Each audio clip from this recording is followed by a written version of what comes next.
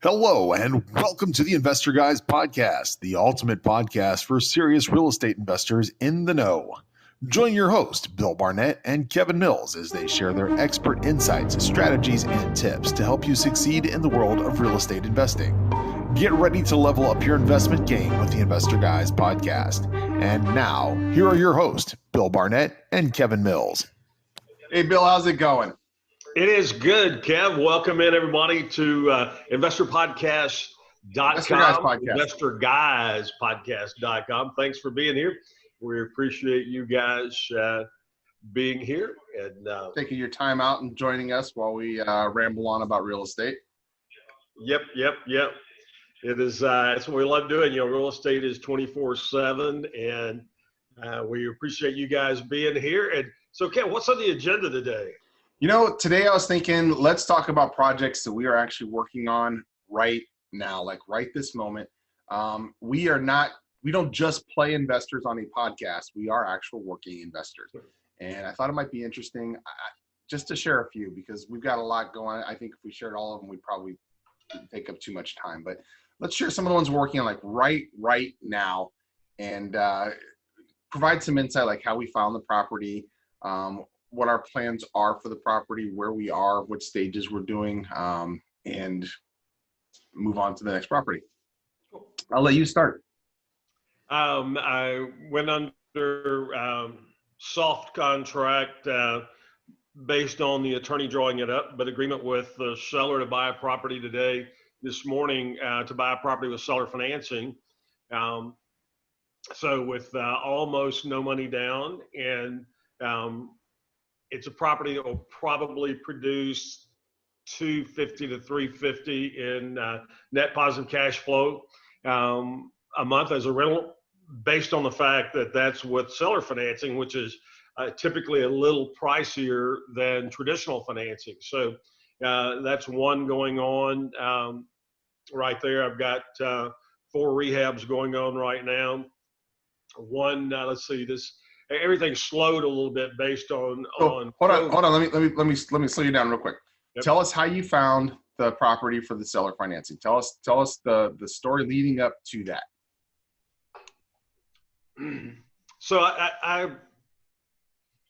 we're going to talk in 2 phases of finding property here.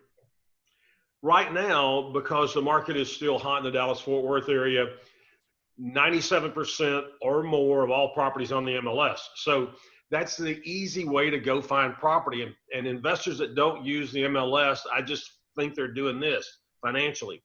Yeah, especially the ones spending money to buy lists from other people. Yeah.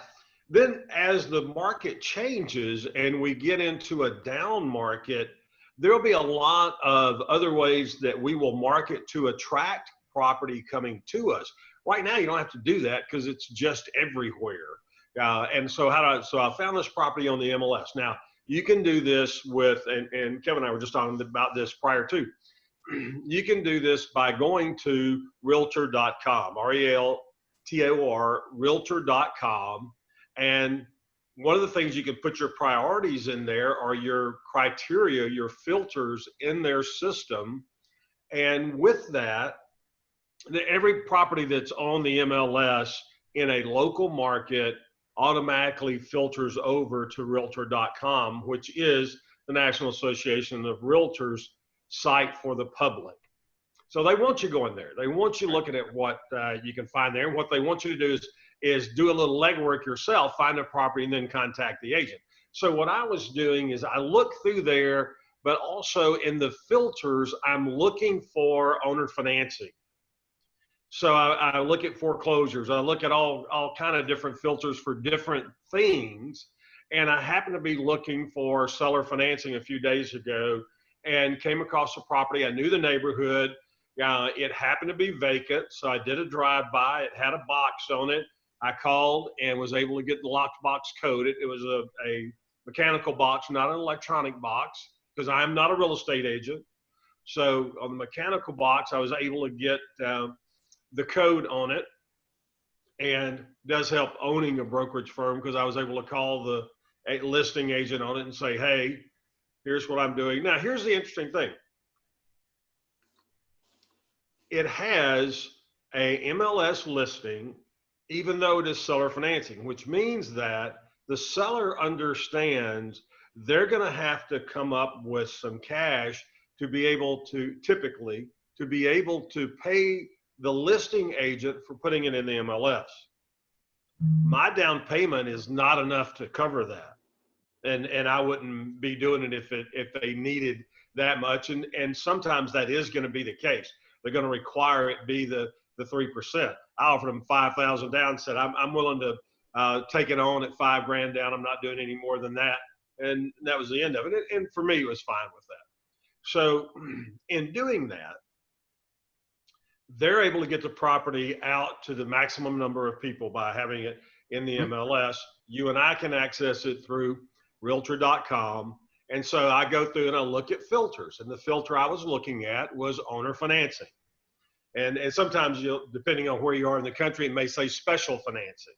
So I'm always looking at that kind of stuff to basically see if I can pick up a freebie. And so when you find that, then you just start working on the deal. So that's how that deal was found. I knew the area already. As soon as I saw the zip code, I was like, "Ooh, nice." Of course, I had some pictures, looked at a few pictures, liked the way things looked. Probably be able to turn it around. I haven't been spent a lot of time, I hadn't been up in the attic yet. So just a cursory look. I don't think I'm going to have to spend anything on it, maybe a good cleaning, and that's about it. So that'll be very good to turn around to quickly get a renter in the property, be able to start pulling some positive cash flow. And how often do you look through the MLS for seller financing, owner financing? I'll typically do that a couple of times a month. I don't do it as much as I should do it. I'll tell you that, because most of the time when I look through there, I find something that's worth going after. I'm in the MLS almost every day. So whether you're an agent or you have good access to an agent, or whether you're going through realtor.com, you should be looking on a regular basis so that when the hot deals pop in, you know how quickly it takes to react to it, and it doesn't get gone because, I didn't look this week, and so you missed something. Most of the time you wouldn't even know that you missed it.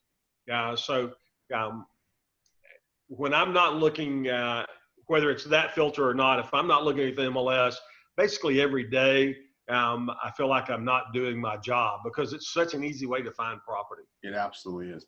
So tell us about the 2 flips that you're working on, the rehabs that you're working on. I'm actually how did you find those? What's that for? Yeah. Okay, how did you find those?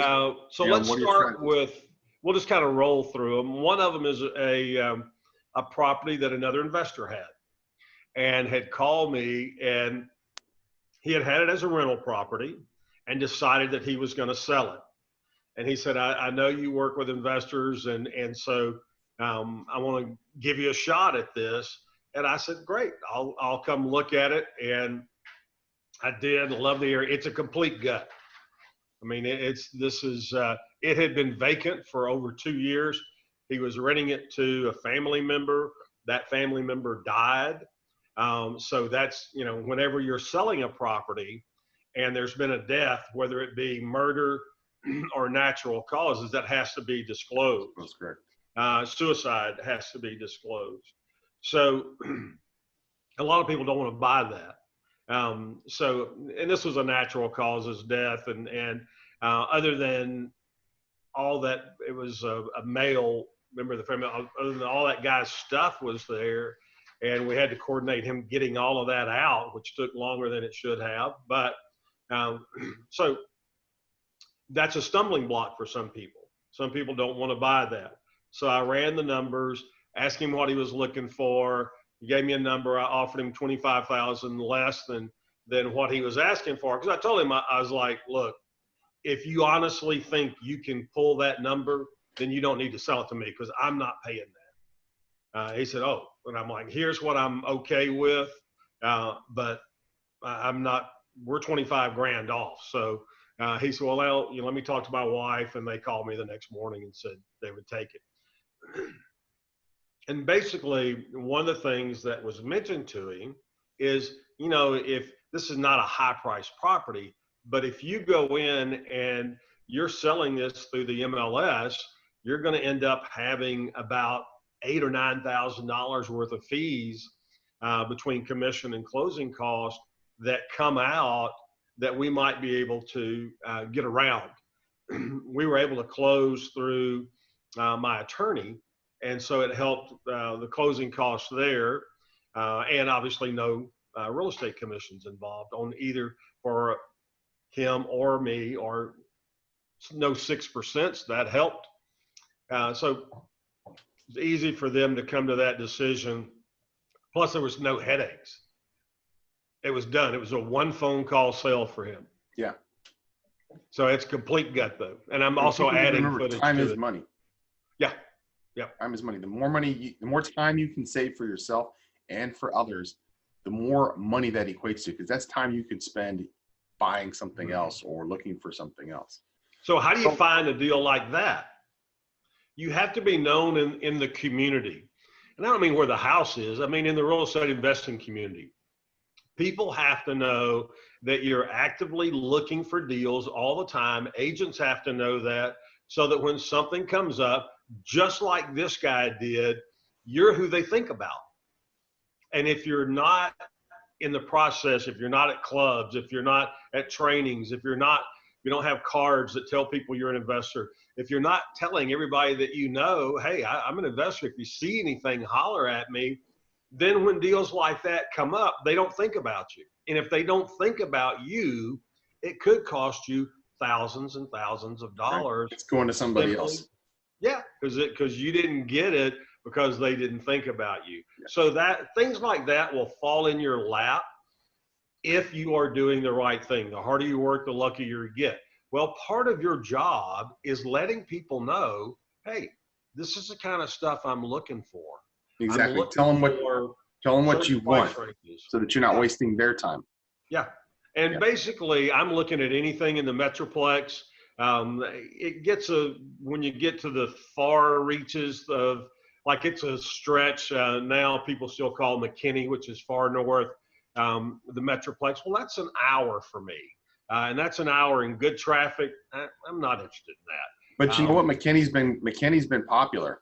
Oh, McKinney has been super popular. Popping, happening place. Yeah. It's just that for me, because I'll go by and check once or twice a week on a property, if I'm gutting it, what's going on with it. I may be there more than that on the front end, just to go in and kind of make sure everything's staying on track. I'm not hanging out and working, but I'm just going in to make sure everything's staying on track. And then after I'm confident that it's going the way I want it to go. A couple times a week, I'll just swing by. I always go by unannounced. I don't want my contractors knowing when I'm going to get there. I'm not trying to catch them not doing something or doing something they're not supposed to, but I'm also not tipping them off to stop if they are. And as you build relationships with these contractors, that becomes less and less of an issue for you. Most of the guys that work with me have been with me for many years. So I'm not worried about that kind of thing, but I don't feel like I owe them hey, I'm coming by. It's my property. So I don't need to announce that I'm coming by. So those, when you look at an area, make sure the people that play in that area understand where you want to be. Now you start small. Let me interrupt you really quick and let's take a break. Okay. Oh, is it time already? Great. It's already, yeah. We'll talk about. Let's take a break and we'll get back to that thought. You are watching the Investor Guys podcast. Live the resort lifestyle every day with Cayman K.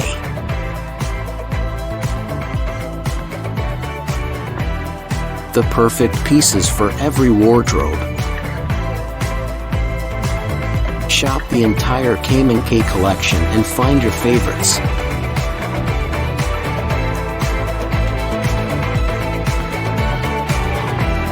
Find all our styles at CaymanK.com. Absolution X. Lifestyle apparel like no other. Limited editions. Unique exclusive designs. Seek your absolution.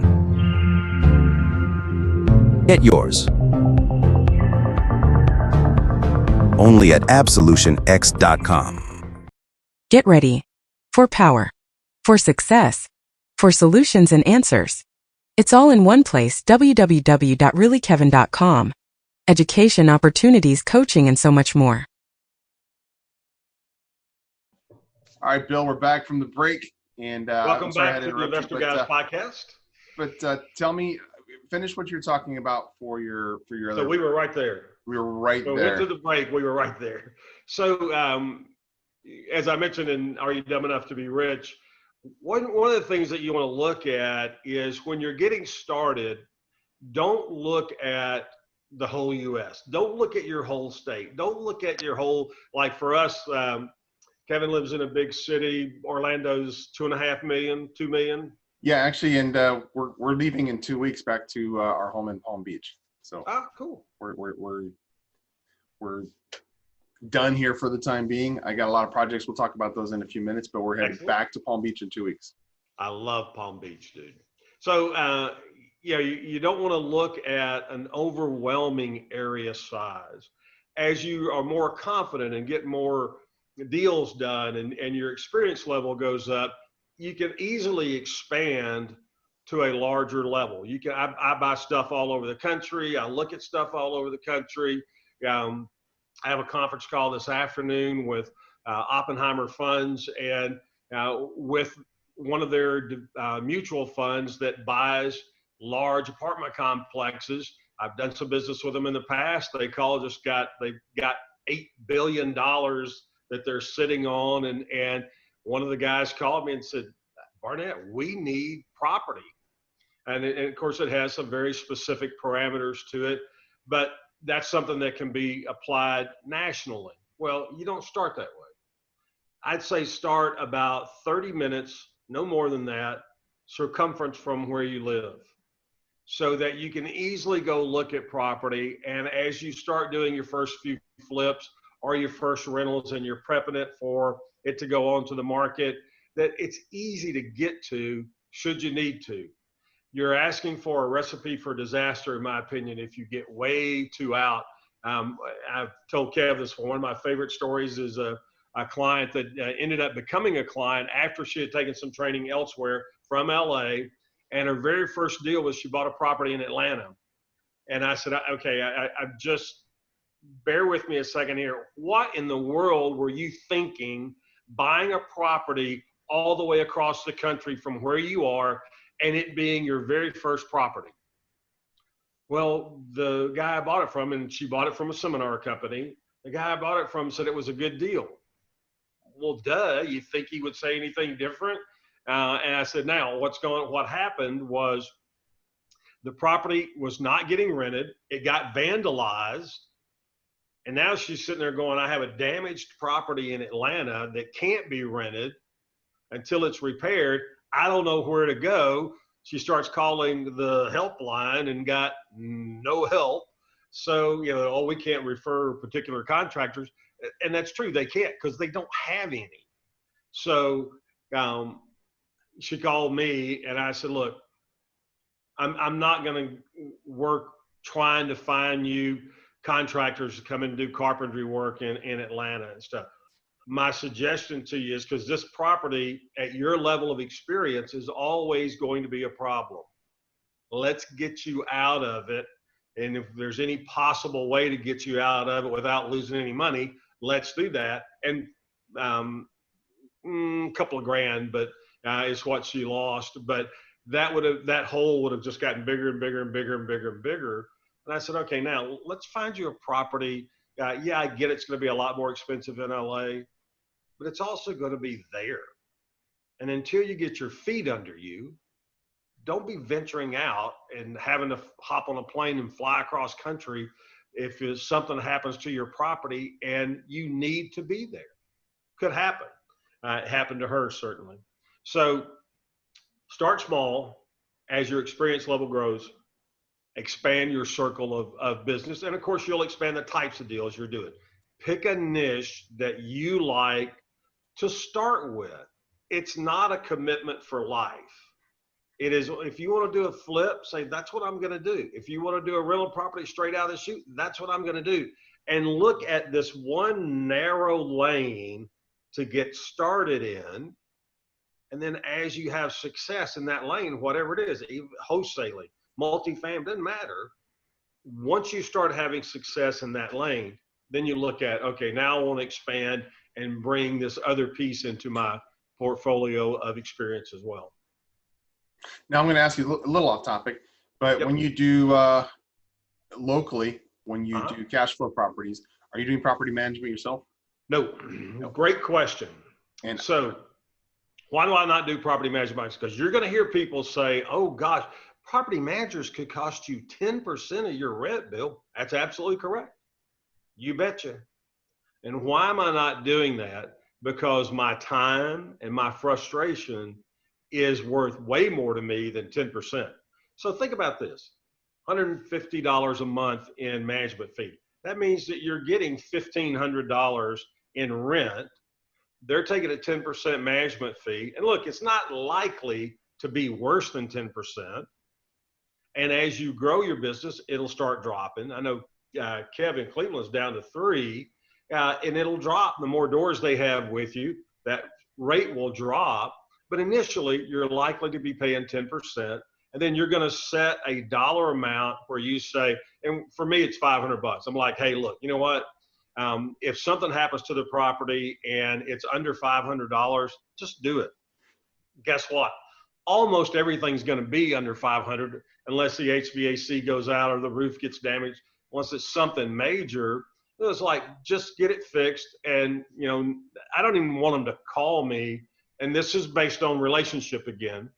It'll be different on the front end, but as that relationship grows and you get comfortable with your management people, then it's, look, you don't even have to call me and tell me that we had something happen to the toilet. We're having to replace it. It's going to cost us $120 and it's going to cost us $75 to have it put in. They don't need to call me and ask me that. That falls within the parameters dollar-wise that I have given them to be able to go spend without having to have my okay.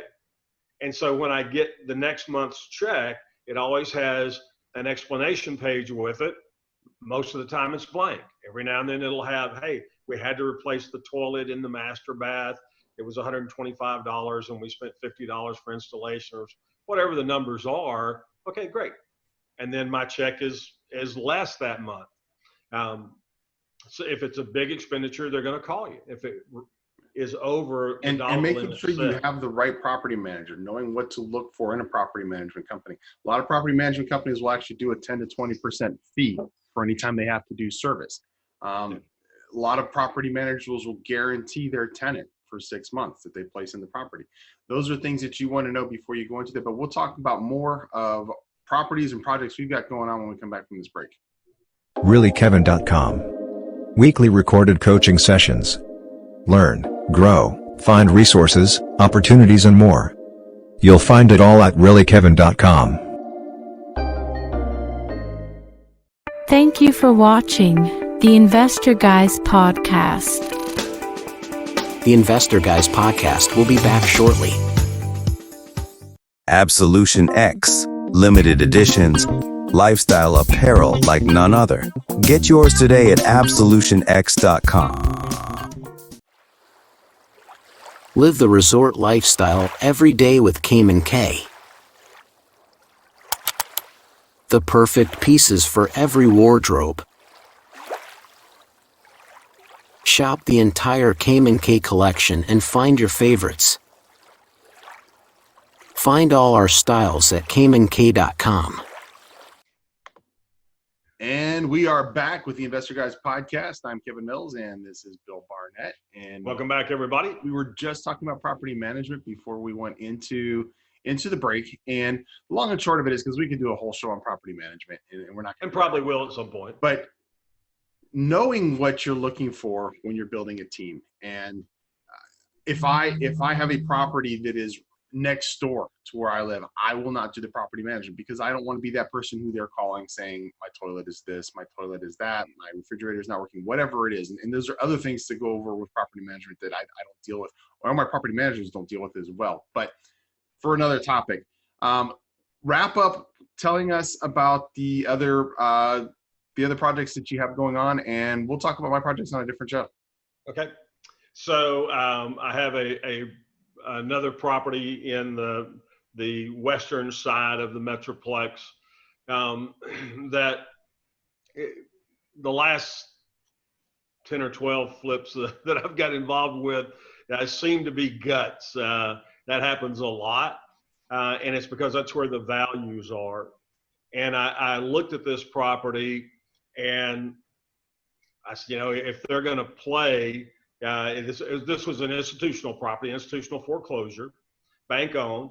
And I said, if they're going to play, I'm in. If they want to get top dollar. So here's what happens a lot of times when you're looking specifically at the foreclosure market in a particular area, certainly here in the Metroplex. Agents, you have to think about what an agent's going through here a little bit. Banks do not want to deal with you and I directly as a buyer or seller. They would rather deal with an agent because that agent may have 20, 30, 50, 100 properties controlled by that bank, and that bank doesn't want to deal with 20, 30, 50, 100 prospective buyers or more. They want to deal with one person.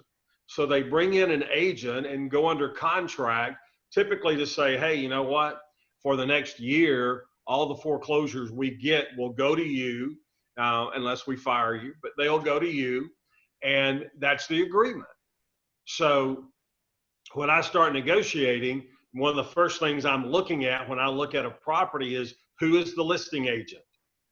Because it's with an institution, it's going to be with an agent. So I'll look at that, and you'll find in most areas there are a very small number of relatively powerful agents that this is their expertise.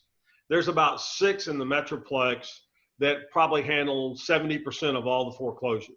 Now there's a lot of agents that handle bank foreclosures, but a lot of them will have 1 or 2 listings. There's about 6 that you're going to hit about 70% of the market when you're dealing with those people. So that's one of the first things I'm doing is I'm looking at who's the agent there. Almost all of those, and certainly the 6, I've bought from at some point or another. So when I call, they know I'm serious. And I also have a feel for, based on experience, what it's going to be like dealing with them. Most of them, you are not dealing directly with the agent that is listed. You're dealing with somebody in their office because most of them have teams of 4, 5, 6 people because of the volume that they handle. And so until it gets to be a specific sticking point that you're negotiating, you may or may not talk to the listing agent at all. You may just totally be dealing with somebody in their office.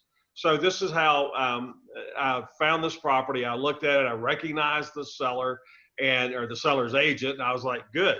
I bought several properties through her.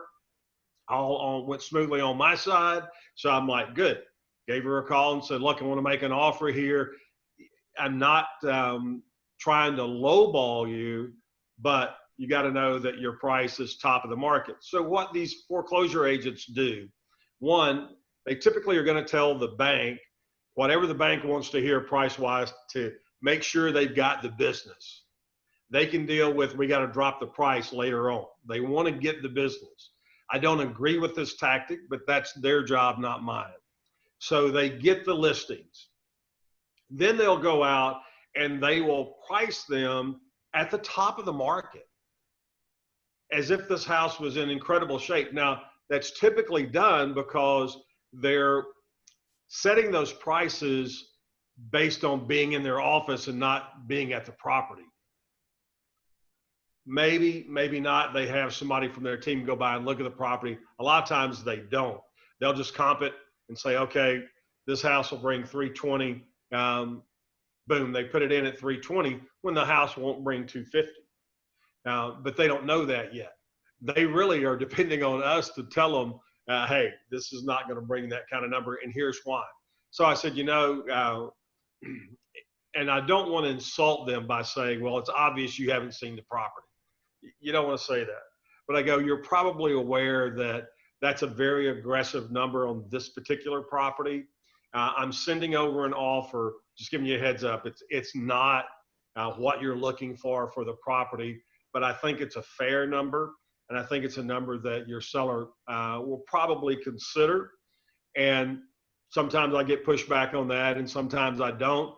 This one, we negotiated $10,000 over the course of about a month, and I was really the only one going after the property. Which also helps. Yeah.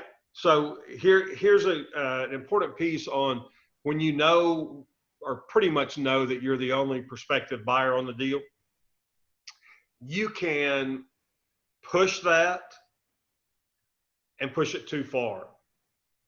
If a deal gets down to where their $10,000 makes the difference on whether it's a good deal or a bad deal, it wasn't a good deal to begin with. So I got to a point where they were digging in, I was digging in, and I was like, hey, you know what? I have missed a couple of deals before where I dug in because I was the only person playing until I wasn't the only person playing. And when you lose a deal because you are just, one time, Kev, I literally just gritted my teeth and I said, I am not paying a penny more than this. I'm sticking here. End of story. Well, it was the end of the story, because about a week later, the agent called me and said, somebody showed up and offered us what we asked you to pay, and we're under contract. And all that time that you spent is now gone. All that effort, all that headache, all that everything is now gone. It's in the trash can, and you're on to the next one. And that's fine, because that's part of the learning process. And that's exactly what Bill just pointed out. To that point where you go, you know what? You learn through time, the old adage, penny wise, dollar foolish. Been down that path before, done that before. That particular deal was a 60 grand profit deal that walked away from, disappeared. And we see a lot of new investors who come in thinking they have to have the absolute bottom price to the penny, or they don't want to do it. If your deal is that skinny, it's not a good deal. Okay. Yep.